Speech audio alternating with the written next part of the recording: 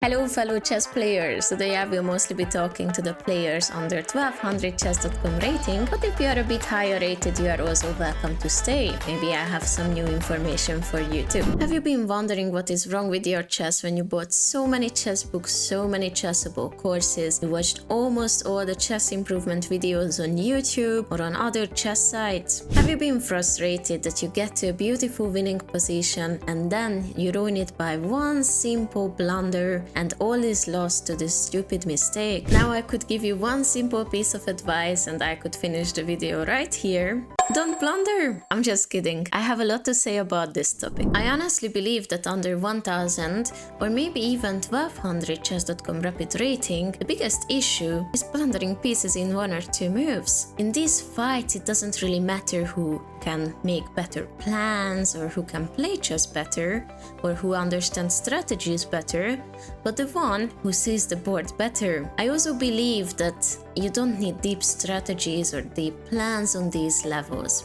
Don't misunderstand me, these are also important, but imagine you find the best place for your pieces, but then you forget that your queen was attacked and you just blunder your queen in one move. For another example, let's say you notice your opponent's poor pawn structure and you make a plan to take advantage of it, and then you don't see that there is a bishop 1000 miles away and your piece gets captured by this bishop. In my opinion, you should focus on piece safety more than anything, both for you and your opponent. If you pay attention to this, you will improve a lot and you will get a lot of rating points. Sounds good? I think so. And also, if you can spot hanging pieces, but even if you can't create deep plans or strategies, or you don't even see what will happen in the next two moves, don't worry, those will be needed, yes, but if you can just see hanging pieces in that current position that you are playing, then you are already better than you were before. Also, here's a secret. If you can spot hanging pieces quite fast, then you will more likely be able to beat stronger opponents, because they also blunder. Just the other day, my 2500 rated opponent blundered a piece in one move. I repeat, 2500 rated.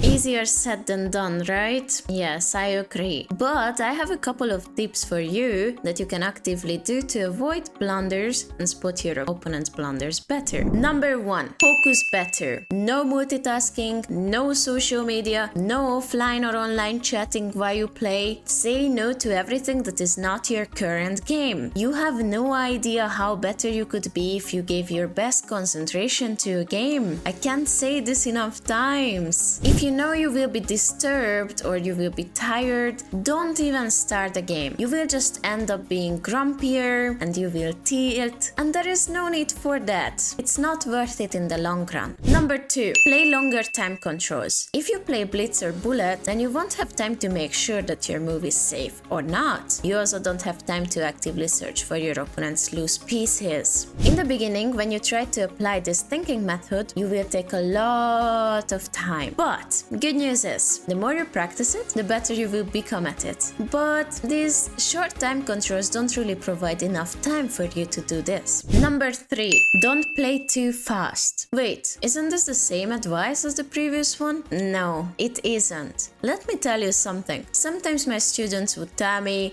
Fruji, I played a rapid game, yay! And I would be like, yay, let's see it. And then we see it, and then I look at their time management, and it turns out they did choose the rapid time control, but they kinda forgot about it, and they played so fast that they wouldn't have gotten flagged even if it was a blitz or a bullet game. Don't be like this. If you decide to play rapid, play rapid. I mean, take your time and watch out for piece safety. Number 4. Always ask yourself if a certain move is safe or not. After your own move? Yes. After your opponent's move? Also yes. When you ask this question, you should also ask yourself, is there anything else hanging? Because maybe the move was a discovered attack, or maybe the piece that was moved abandoned its defending duty. Who knows? You should check it out. I know it's very tiring to look for this all the time, but I can promise you one thing. The more you do it, the better and faster you will become at it.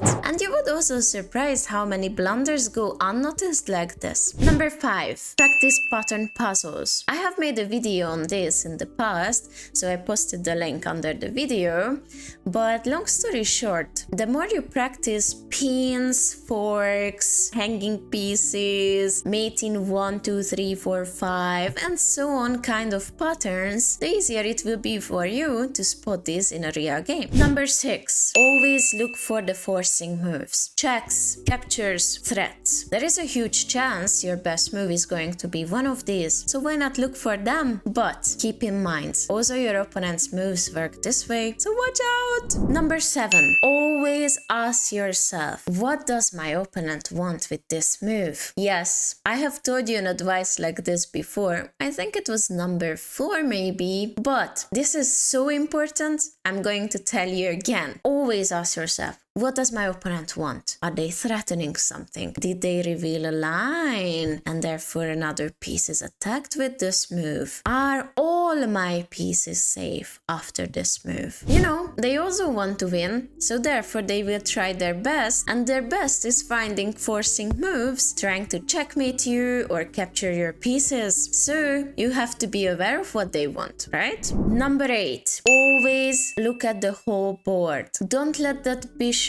from 6,721 miles away capture your rook. On a serious note, the action is happening on the entire board, not only on the side where you are playing on. So keep an eye out, especially for the long-range pieces like queens, bishops, and rooks. There are so many things I should pay attention to already. It's impossible to do it all. Yes, there are a lot of things indeed, but the worst thing you can do is focusing on everything at once. Checking for piece safety is number 1 priority during a chess game. If you are going to focus on only one thing during your game, make it this. Once you see the board confidently, you can focus on the other aspects of chess as well. Start with small steps. Good luck, you got this. Please let me know in the comment section what helped you the most in avoiding blunders. Also, if you enjoyed the video, don't forget to subscribe and like the video. I will see you next time. Bye bye!